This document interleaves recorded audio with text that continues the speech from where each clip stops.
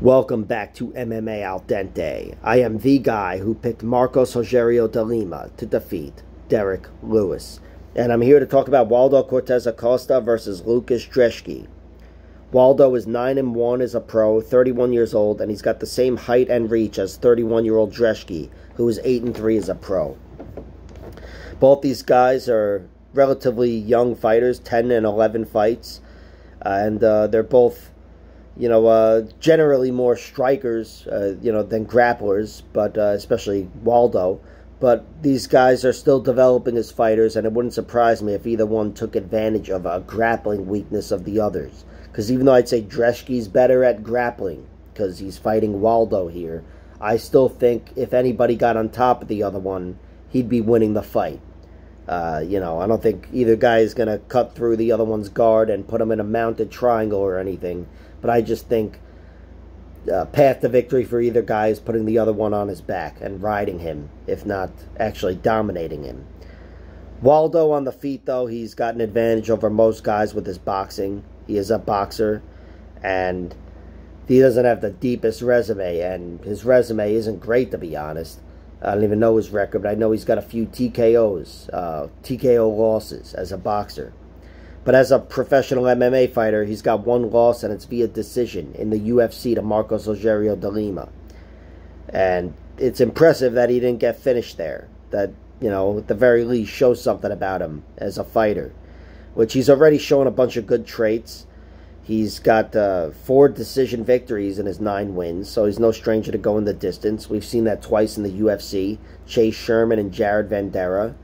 The Vanderaa fight especially was close. That was very close, and you could argue Jared won it with leg kicks. But either way, Waldo Cortes Acosta was in there throwing down, doing his best to crowd him and not giving him any big moments, and he walked away with the nod. So Waldo, he's definitely got some good traits. He also got that LFA championship over Thomas Peterson. That was a 3rd-round comeback. He was being out-grappled in that fight, and then he clipped him early in round 3 and won the belt. So he's definitely not a bad fighter at heart, but limited as an MMA fighter. He is limited. He's technically up against it in every other realm but boxing. And Lukasz Brzeski has to know this.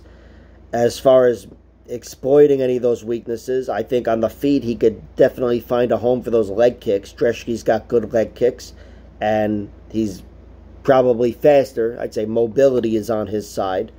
But he's got to be careful, because you can't just throw kicks and not get punched. And Waldo Cortes Acosta has better punches, better boxing, and he's also visibly more dangerous and damaging. And I think if these guys are throwing down and the volume is anywhere similar, it's going to be the power that wins the fight, and that'll probably be Waldo Cortes Acosta. Brzeski, I've seen him grapple a few times. On the Contender Series, he grappled against that guy. And that was, at first he was kind of forced to grapple. He caught a kick or whatever and kind of crashed into a takedown. But then after that, he figured out he could find success there, and he actually started initiating takedowns. And I've seen that from him in a few other fights. He's not a stranger to taking guys down and finding success there. But I just don't know if he's got the takedown prowess to take down a guy like Waldo Cortes Acosta, who is no wrestler by any means, but he's a big, strong guy. And I think he's got strength on the inside, a physicality advantage in tight.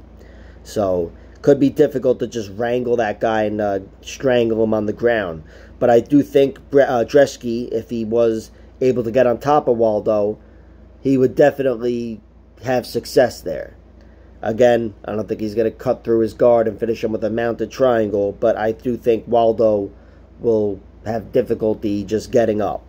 And same goes for Brzeski, to be honest. If Waldo was to find himself on top of Brzeski, especially with a little bit of extra weight on top of him, he could find success there for that round.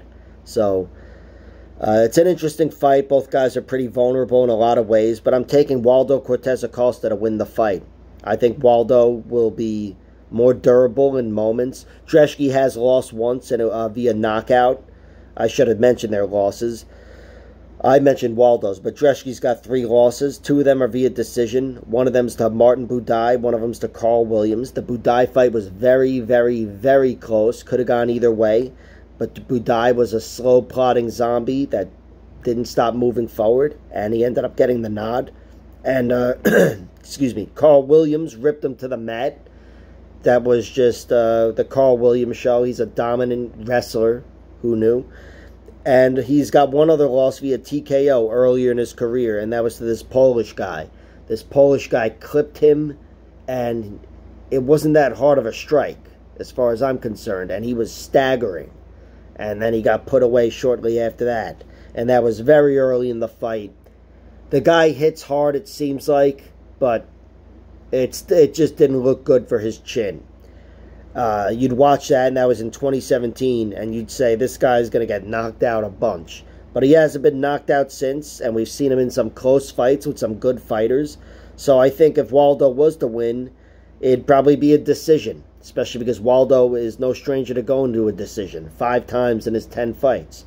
So I'm taking Waldo Cortes Acosta to win a decision. I think he roughs him up on the feet, lands the more damaging strikes, and on the ground, it depends on who's on top, but I think Waldo is going to be difficult to take down, and let's face it, I envision this one being contested on the feet more so. So, Waldo Cortes Acosta by decision is the pick.